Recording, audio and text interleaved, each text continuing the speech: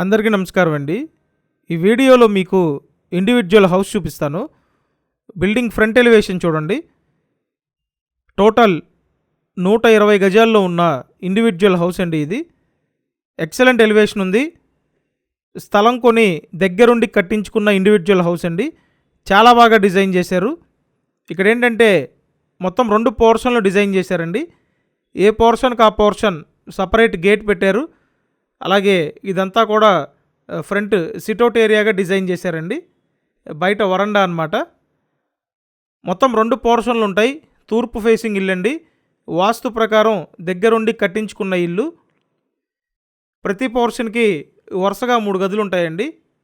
అద్దెలు చూసుకుంటే ప్రతి నెల ఇండివిజువల్ హౌస్ మీద సుమారు 12 నుండి 14,000 రూపాయలు రెంట్లు ఎక్స్పెక్ట్ చేయొచ్చండి. మొత్తం 2 పోర్షన్లు అయితే ఉంటాయి. ఇటుపక్క ఇదొక పోర్షన్, అటుపక్క అదొక పోర్షన్ అండి. ఏ పోర్షన్కి ఆ పోర్షన్ సపరేట్గా గేట్ ఇవ్వటం జరిగింది. సో నేను మీకు రిఫరెన్స్ కోసం ఒక పోర్షన్ చూపిస్తానండి. ప్రతిరోజు మన ఛానల్లో ఇలాగే ప్రాపర్టీ వీడియోలు పోస్ట్ చేస్తున్నాను.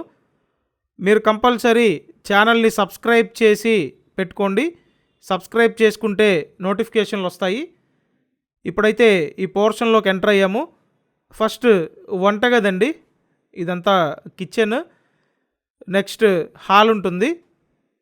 ఇదంతా లివింగ్ రూమ్ అండి. ఇల్లు అయితే చాలా బాగుంది.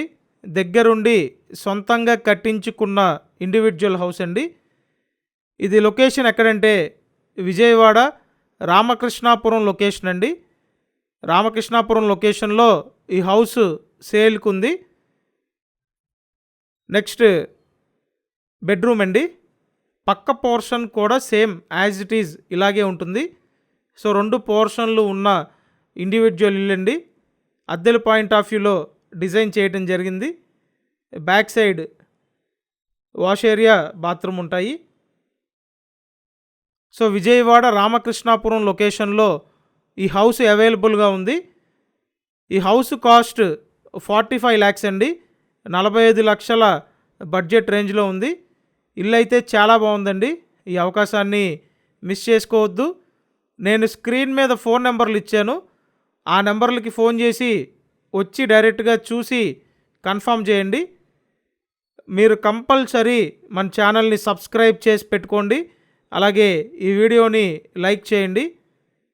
సో టోటల్ 120 గజాల్లో ఉన్న తూర్పు ఫేసింగ్ ఇండివిజువల్ హౌస్ 45 లక్షలు మాత్రమే.